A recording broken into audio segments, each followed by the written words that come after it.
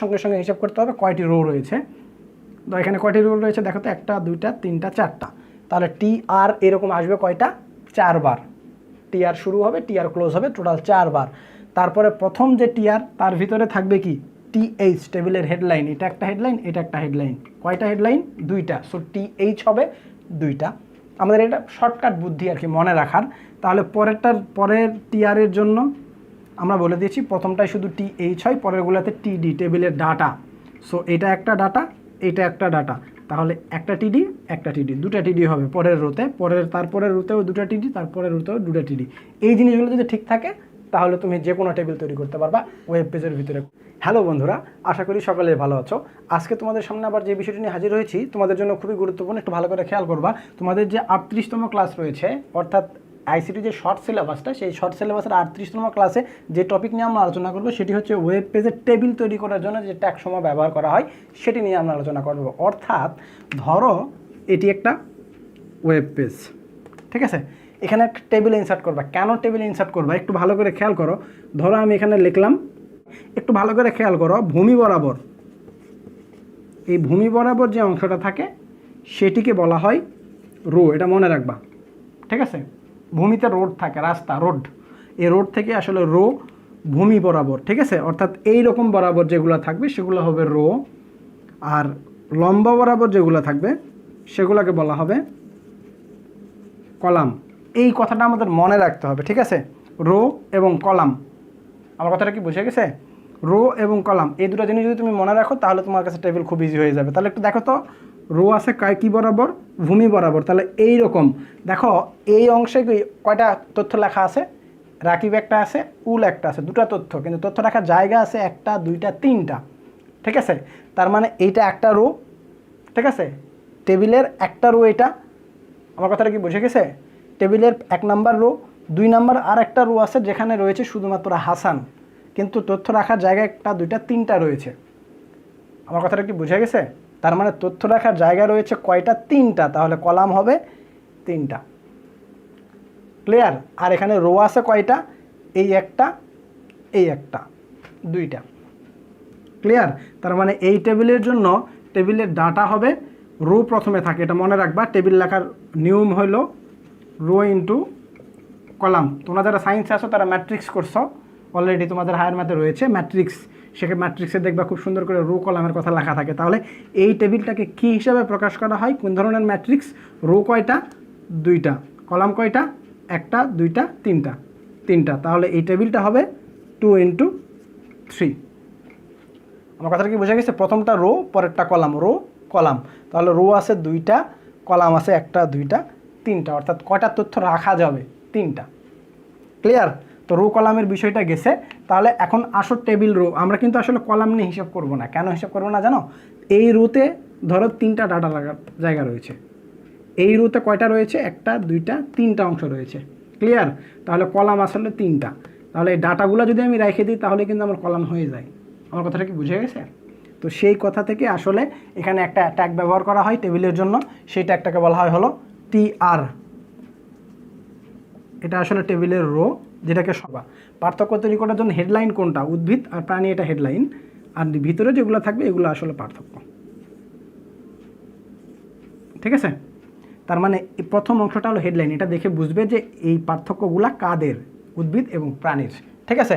So এইটাকে বলা হবে হলো টেবিলের হেডলাইন। সো এইটা শুধুমাত্র হেডলাইন, এইটা শুধুমাত্র প্রথম যে রোটা সেটা দিয়ে ব্যবহার করা হয়। অর্থাৎ ফার্স্ট রোতেই শুধুমাত্র টিএইচ ট্যাগ ব্যবহার করা হয়, টেবিল হেড, এটাকে সংক্ষেপে টেবিল টিএইচ বলা হয়। আর এই প্রত্যেকটা যে ডাটা রয়েছে, প্রত্যেকটা ডাটা শুধু প্রথমটার জন্য কিন্তু এটার জন্য টিএইচ, এটার জন্য টিএইচ, বাট পরের যে রোগুলো রয়েছে প্রত্যেকটা রোয়ের জন্য কিন্তু টেবিলের ডাটা হবে, টেবিল ডাটা, যেটাকে সংক্ষেপে বলা হইতেছে টিডি। ক্লিয়ার? আমার কথা কি বোঝা গেছে? এখন আসো, ধরো এটা একটা পার্থক্য, তাই না? তো কিসের পার্থক্য? যেহেতু পার্থক্য, এই কথাটা এখন বলে দিতে হবে তোমাকে, লিখতে হবে। আমরা লিখি কিন্তু উদ্ভিদ ও প্রাণীর পার্থক্য, এটা টেবিলের উপরে লিখে দিই। তার মানে তখন যে কেউ দেখলেই বুঝতে পারবে যে এর ভিতরে যে তথ্যগুলো রয়েছে বা ডাটাগুলো রয়েছে সেগুলো হলো উদ্ভিদ এবং প্রাণীর পার্থক্য। তার মানে এইটা হলো এই টেবিলের সারমর্ম, যেটাকে ইংলিশে বলা হচ্ছে ক্যাপশন। ঠিক আছে, সেই ক্যাপশনটাই আসলে, এই ক্যাপশন যদি লিখতে চাও তুমি তাহলে তোমাকে ব্যবহার করতে হবে এই যে এরকম ক্যাপশন ট্যাগ। ঠিক আছে, টেবিল তৈরি করার জন্য টেবিল ট্যাগ, আর টেবিলের এখানে থাকবে একটা ক্যাপশন। কোথায় থাকে? টেবিলের উপরে ক্যাপশনটা থাকে। সো টেবিল তৈরি করার পরে সঙ্গে সঙ্গে এই ক্যাপশনটা দিয়ে দিতে হবে তোমাকে। তার মানে টেবিল ট্যাগ তৈরি করবে আমি বলে দিলাম। সো টেবিলের উপরেই থাকবে হলো এই ক্যাপশন। ক্লিয়ার? আশা করি তোমরা বুঝতে পারছো বিষয়টা। তারপরে আমাদেরকে হিসাব করতে হবে, টেবিলের পরে ক্যাপশন তৈরি করেই সঙ্গে সঙ্গে হিসাব করতে হবে কয়টি রো রয়েছে। তো এখানে কয়টি রো রয়েছে দেখো তো, 1 2 3 4টা। তাহলে টি আর এরকম আসবে কয়টা? 4 বার। টি আর শুরু হবে, টি আর ক্লোজ হবে, টোটাল 4 বার। তারপরে প্রথম যে টি আর তার ভিতরে থাকবে কি? টিএইচ, টেবিলের হেডলাইন। এটা একটা হেডলাইন, এটা একটা হেডলাইন। কয়টা হেডলাইন? 2টা। সো টিএইচ হবে 2টা। আমাদের এটা শর্টকাট বুদ্ধি আর কি মনে রাখার। তাহলে পরের টিআরের জন্য আমরা বলে দিয়েছি প্রথমটাই শুধু টিএইচ হয়, পরেরগুলোতে টিডি, টেবিলের ডাটা। সো এটা একটা ডাটা, এটা একটা ডাটা। তাহলে একটা টিডি, একটা টিডি, 2টা টিডি হবে পরের রোতে, তারপরের রোতেও 2টা টিডি, তারপরের রোতেও 2টা টিডি। এই জিনিসগুলো যদি ঠিক থাকে তাহলে তুমি যে কোনো টেবিল তৈরি করতে পারবা ওয়েব পেজের ভিতরে খুবই ইজিলি। দেখো আমরা একটা জাস্ট এক্সাম্পল হিসেবে আমরা দেখব, একবারে সবার জন্য ট্যাগ ব্যবহার করে ফেললাম। সো টেবিল তৈরি হয়ে যাচ্ছে, আমাকে ক্যাপশন দিতে হবে। ক্যাপশন কি? ধরো স্টুডেন্ট ইনফো, স্টুডেন্ট ইনফো মানে স্টুডেন্টের ইনফরমেশন থাকবে এখানে টেবিলের ভিতরে। তাহলে ক্যাপশনটা আমাদেরকে লিখে দিতে হবে। ক্যাপশনটা কি? STD info. তাহলে ক্যাপশন এখন ক্লোজ করে দিলাম। এই অংশের কাজ শেষ। আমার প্রথম ক্যাপশন আমার তৈরি হয়ে গেছে, টেবিলে তৈরি করে ফেললাম। এখন আমাকে যে কাজটা করতে হবে, এই টেবিলের ভিতরে যে ইনফরমেশনগুলো আমার থাকবে, কি কি ইনফরমেশন? প্রথম যে অংশ সেটা কি? টেবিলের রো। ঠিক আছে, তো টেবিলের রোর জন্য যেটা করতে হবে আমাকে ফার্স্ট টি আর কথাটা নিতে হবে। ফার্স্ট টি আর, টেবিল রো। সো এই টেবিল রোতে কয়টা ডাটা রয়েছে? কয়টি রয়েছে? নেম একটি, রোল একটি, 2টি। তাহলে এই প্রথম রোতে আমরা কি ব্যবহার করি? আমরা শুরুতেই বলেছি প্রথম রোতে অবশ্যই টিএইচ ব্যবহার করতে হবে, টেবিলের হেডলাইন, অর্থাৎ তথ্যটা কি দিবে। তাহলে এই টি আর এর ভিতরে থাকবে একটা টিএইচ। টি আর এর ভিতরে, এই রো এর ভিতরে, কিন্তু এটা পুরোটা একটা রো। সো এখানে হবে টি আর, এখানে টি আর যায় ক্লোজ। ঠিক আছে, এখান থেকে এখানে এর ভিতরে থাকবে এখানে একটা টিএইচ, এখানে একটা টিএইচ। তার মানে এখানে একটা টিএইচ, তার ভিতরে ডাটাটা থাকবে নেম, টিএইচ ক্লোজ। পরেরটার জন্য কি? পরের যে ডাটাটা সেটা আর একটা টিএইচ, এটার ভিতরে থাকবে রোল, টিএইচ ক্লোজ। তাহলে এই টিএইচ শুরু করলাম, শেষ করলাম, রোলের জন্য টিএইচ শুরু করলাম, শেষ করলাম। তাহলে এই টি আরটা ক্লোজ করে দিতে হবে আমার, কারণ এই রোয়ের কাজ শেষ। সো এখানে টি আরটাকে ক্লোজ করে দিলাম। এটি একটি রো। তারপরের রোতে আসো, তারপরের রোতে কি রয়েছে? পরের রোতে আমরা বলে দিয়েছি প্রথমটাতেই শুধু টিএইচ হয়, বাকিগুলোতে টিডি। সো এই রোয়ের জন্য হবে হলো টিডি। এটার জন্য টিডি কত? প্রথম টিডি হলো রাকিব, দ্বিতীয় টিডি, এই টিডি তাহলে ক্লোজ করে দিতে হবে না? হ্যাঁ, তাহলে এই দ্বিতীয় টিডি শুরু এখানে আছে হলো 1001। তাহলে এই টিডিটাও ক্লোজ করে ফেললাম, এখানে এই টিআরটাকে ক্লোজ। তাহলে পরের টিডি, তাহলে পরেরটা কি? টি আর, পরের রো, একটা রো গেল, 2টা রো গেল, 3টা রো। এই সেমভাবেই কিন্তু টি আর শুরু, টি আর শেষ। এটার জন্য টি আর শুরু, টি আর শেষ। তো টি আর শুরু করলাম, এখন আমি টিডিটা লিখে ফেলি। টিডি, টেবিলের ডাটা, প্রথম ডাটাটা কত? রানা, এই টিডি ক্লোজ। পরের ডাটাটা কত? 1002, এই টিডিটাও ক্লোজ।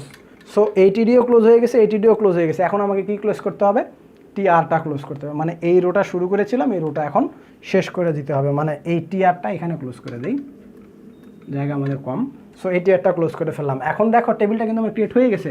সো যেহেতু আমার টেবিল ক্রিয়েট হয়ে গেছে, টি আর ক্লোজ করে ফেলছি, টি আর ক্লোজ করে ফেললে কিন্তু আমার আর অপশান নেই। আমার অপশান রয়েছে শুধুমাত্র টেবিলটা ক্লোজ করা। সো আমি এখন এখানে টেবিল ট্যাগটাকে ক্লোজ করে দিলাম।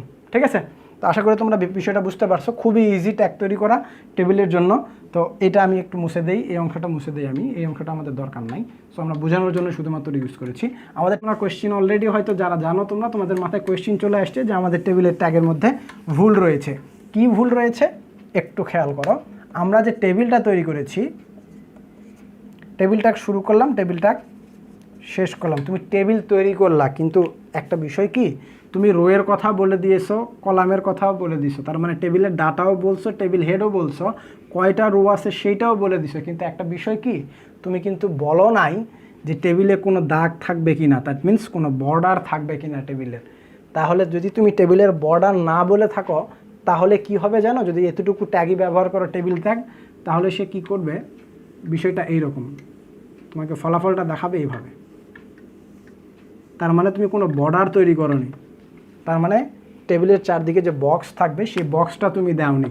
সো এই বক্স দেওয়ার জন্য তোমাকে যে কাজটা করতে হবে, একটা বর্ডার কথা লিখতে হবে, বর্ডার, দ্যাট মিন্স টেবিলের চারদিকে একটা বর্ডার থাকবে। যেহেতু প্রত্যেকটা ডাটাও ইউজ করেছো টেবিল ডাটা, সো এই ডাটার চারদিকেও একটা করে বর্ডার থাকবে, দ্যাট মিন্স টেবিলটা এইরকম আসবে। ঠিক আছে, এইরকম, এটা একটা ডাটা, এইটা একটা ডাটা, এইটা একটা ডাটা, এইটা একটা ডাটা, এইটা একটা ডাটা, এইটা একটা ডাটা। ক্লিয়ার? দেখো প্রত্যেকটা ডাটার বাইরে কিন্তু বর্ডার, আবার টেবিলেরও একটা বর্ডার রয়েছে। এই যে বর্ডারটা, এই বর্ডারের জন্য একটা অ্যাট্রিবিউট ব্যবহার করতে হয়, টেবিলটাকে স্পেসিফাই করার জন্য একটা অ্যাট্রিবিউটটার নাম হলো বর্ডার, ইকুয়াল সর্বনিম্ন একটা 1 দিয়ে রাখতে হবে, সর্বনিম্ন 1, তার মানে সবচেয়ে চিকন একটা দাগ হবে। এই যে দাগগুলো আমরা ইউজ করছি না, এই যে দাগগুলো দিলাম, বর্ডারগুলো, প্রত্যেকটা বক্স, এই প্রত্যেকটা বক্সের জন্য একটা বর্ডার অ্যাট্রিবিউট ব্যবহার করতে হবে টেবিলের ভিতরেই। টেবিলের বর্ডার সর্বনিম্ন 1, দ্যাট মিন্স সবচেয়ে চিকন দাগ হবে এটা 1 দিলে। যদি 2 ব্যবহার করো তাহলে দাগটা একটু মোটা হবে। আমার কথাটা কি বুঝে গেছে? যদি 3 ইউজ করো আর একটু মোটা হবে, তবে আইডিয়াল হলো এই বর্ডারের জন্য 3 ব্যবহার করা, আইডিয়াল। সো যদি তোমাকে একটা টেবিল তৈরি করতে বলে, খুব ইজিলি তুমি জাস্ট এরকম ট্যাগ লিখবা, অবশ্যই টেবিলের ভিতরে একটা বর্ডার অ্যাট্রিবিউট ব্যবহার করবে, সেই বর্ডারের মান হবে 1 2 3 4 5, যে কোনোটাই যেটা দিবা, যত বেশি মান লিখবা তত মোটা হবে বর্ডারটা। সো আইডিয়াল হলো 3 দেওয়া।